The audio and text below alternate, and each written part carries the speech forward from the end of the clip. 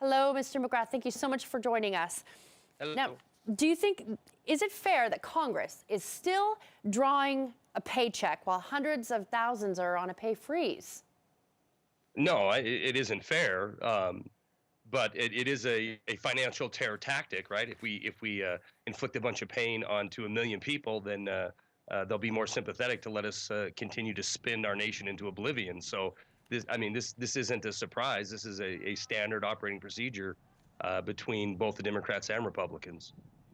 So since the lawmakers' salaries apparently are not affected by the shutdown, do you think this affects their willingness to even solve this problem?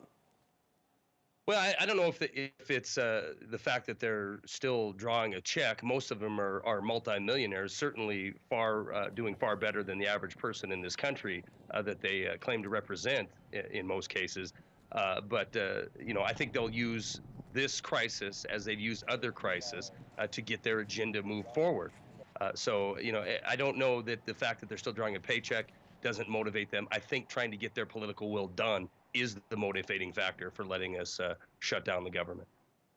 So members of Congress are financially, anyway, faring year after year better. Sure. And we're obviously seeing that in the numbers, and it just seems like the ability of the legislature to get things done is deteriorating.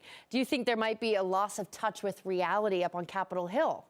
Oh, yeah, without a doubt. I mean, we have 49, this is the United States of America, right? The richest country in the world. We have 49 million people who are living in poverty. 48 million of them are on food stamps. Now, the last government shutdown, 95, 96, what were you sitting at under $1 trillion in sovereign debt? Today we sit at $17 trillion in sovereign debt.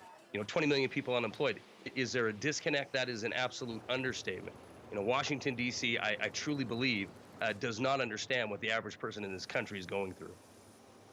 Well, instead of improving the lives of people domestically, it seems as if some of these politicians are only capable of playing at brinksmanship. Is that even what they were elected for? I mean, what are people saying about how out of touch with the need of the citizens these people actually are?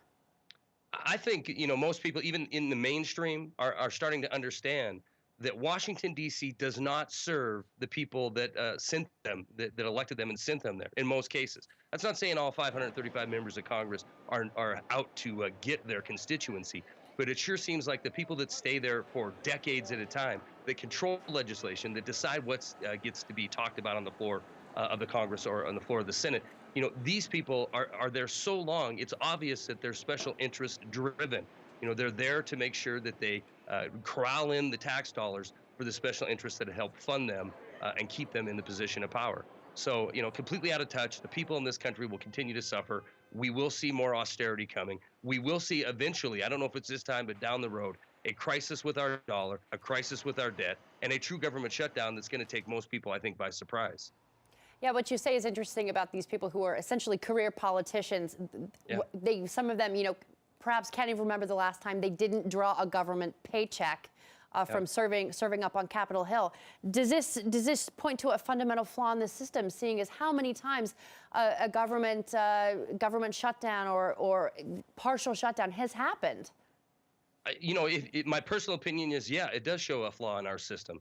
One simple thing that could fix a flaw in our system is simple term limits. Our president has term limits. Why doesn't why don't we have term limits for our senators and our congressmen?